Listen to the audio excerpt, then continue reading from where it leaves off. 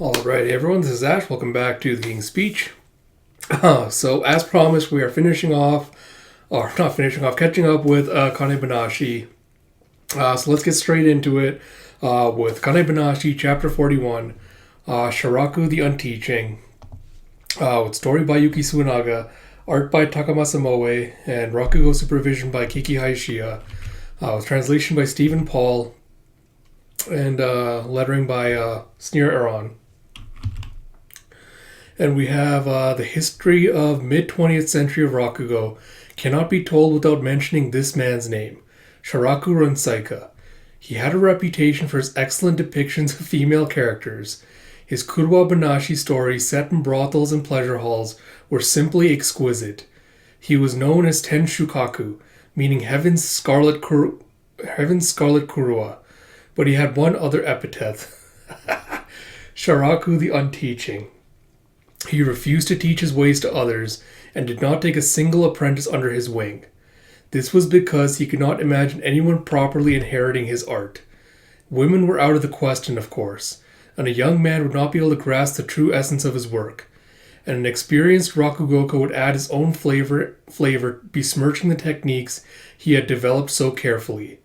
So Sharaku came to the conclusion that his art would die with him and never be passed on to a second generation. That was until he met her.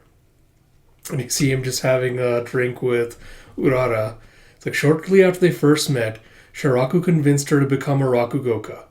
Sharaku once said of the only apprentice he ever took in his entire life that within her... Nice. Within her, I saw the true essence of my art. I pick up where I left off last time when she's like, mimicking... blowing some smoke out of a pipe. And Akane's like, the artistry in her expressions, it's beyond incredible. I feel like I'm literally inside the world of the story. How does she do it? Plus, was it Hasho, the Hasho guy? I think his name is Hasho Glasses, a Raku guy. It's like, you seem to have noticed that something is off, right?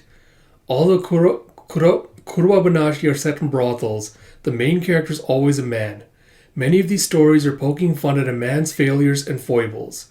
But in Master Urara's Akane-Banashi, the woman says, and she continues with Urara continuing, the woman says she came here to Tokyo after eloping with her man, and in order to raise the funds for him to start his business, she sold herself to the brothel. It helped him start the business as they'd hoped, but tragically he fell ill and passed away. Now 3 years later I pay a visit to this Oiran, and the Oiran says to me, you look just like him. You're the spitting image, in fact.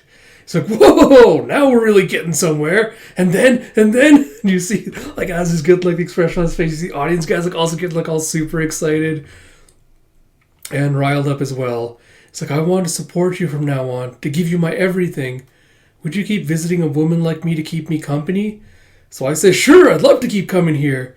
It's like, so then, what do you suppose the Oiran says next? You can see, like, the audience guy's just, like, on the edge of his seat, just, like, anticipation.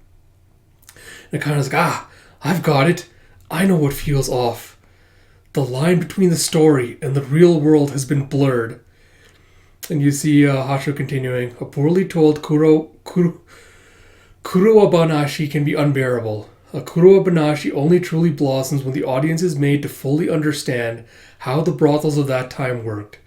Master Sharaku stressed the importance of dialogue and the art of conversation when telling Akane-Banashi, and it turned out that the conversationalist who truly made him sit up and listen was a beautiful woman. He wanted to see her perform as Rakugo so much that he was willing to break one of his deepest held beliefs, that a woman cannot perform Rakugo, and this is the result of that self-contradiction. Her conversational skill is great, of course, but what really amazes me is her sensuality. When a woman Rakugoka plays up the sensual side of a character, it tends to distract the audience. So that is what my master taught me.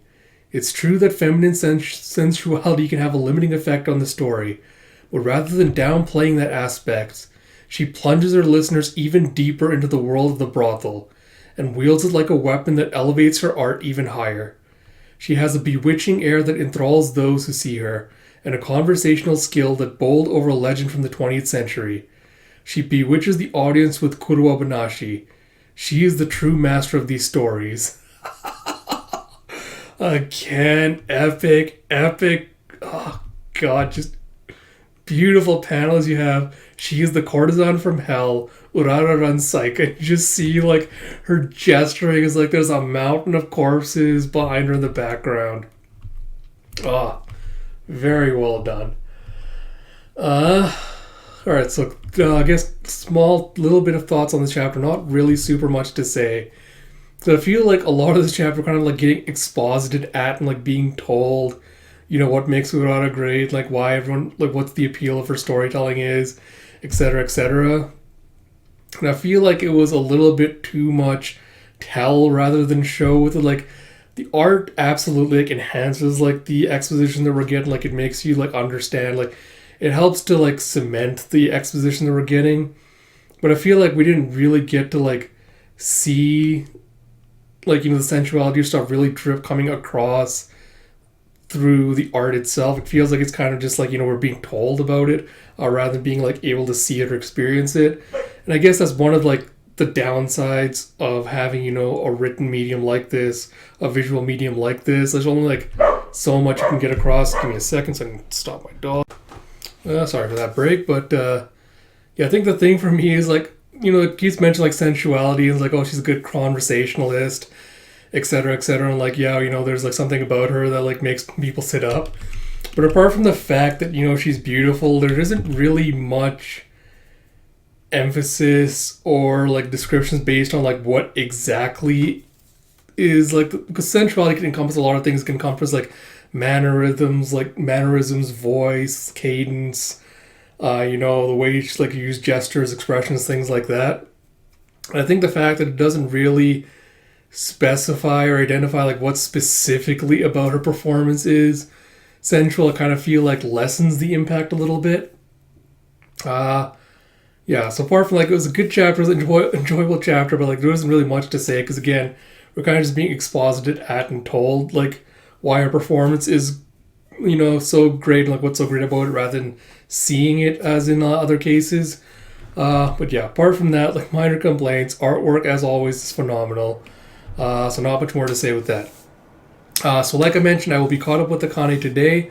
Look forward to some Yona of the Dawn read-throughs coming next week, and I'll probably do a proper channel update then. As always, if you've enjoyed my content, please do like, comment, subscribe, all that good stuff, because it really helps me out a lot. And until next time, this is Ash. Talk to you all later.